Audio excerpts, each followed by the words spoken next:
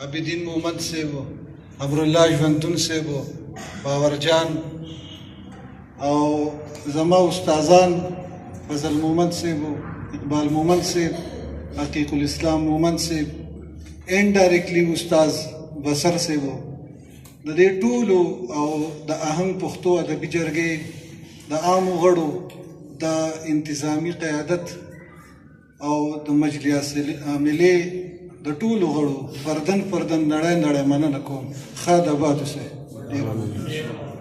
یو دوه شعر وایم چې داسې دا وخت کوي ګردش د پښتنو د پاسه،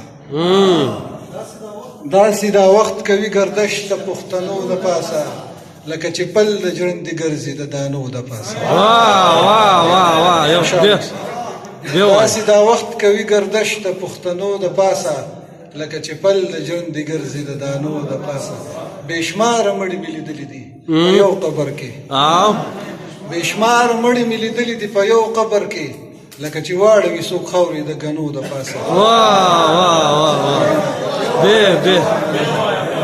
بېشماره مړي مې لیدلي دي په یو قبر کې، لکه چې واړوي څوک خاورې د ګنو د پاسه. هر یو قدم اخلم د ژوند د ښویېدو په یاره، فضل محمد هر یو قدم اخلو د ژوند د ښویېدو په یاره، په سیند کې ګرځو د مهینو سنګینو د پاسه.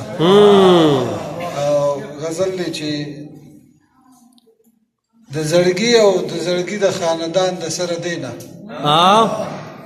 د زړګي او د زړګي د خاندان د سره دینا، دا چې ټک په ټک پوره شي دا ارمان د سره دینا. تر لمنې پورې سرې بې تڼو یو څو تارونه، مفتي صاحب تر لمنې پورې سرې بې تڼو یو څو تارونه، زه خو دې ته ګریوان نه ویم دا ګریوان د سره دینا. ډېر ښه. او بل شعر دی چې غم دی ځان ته میلمه وایي خو د دې نه خبر نه دی، غم دې ځان ته میلمه وایي خو د دې نه خبر نه دی، چې د 3 ورځو نه واوړي نو مهمان د سره دینا. غم دې ځان ته میلمه وایي منل جي، غم دې ځان ته میلمه وایي خو د دې نه خبر نه دی، د 3 ورځو نه واوړي نو مهمان د سره دینا. او عقیق صاحب ارشاد شعر دی چې دا ښایست په څه ښایست وي اډانه چې په ځوانۍ شي، دا ښایست په څه ښایست وي اډانه چې په ځوانۍ شي، چې بې ستن ولاړ نه وي نو اسمان د سره دینا. دا ښایست په څه ښایست وي اډانه چې په ځوانۍ شي، چې بې ستن ولاړ نه وي نو اسمان د سره دینا. بصر صاحب چې د سترګې پې خوږې شي خو زړګي ته دې کوز نه شي، چې د سترګې پې خوږې شي خو زړګي ته دې کوز نه شي، دا انسان ښایسته ضرور دی خو جانان د سره دینا.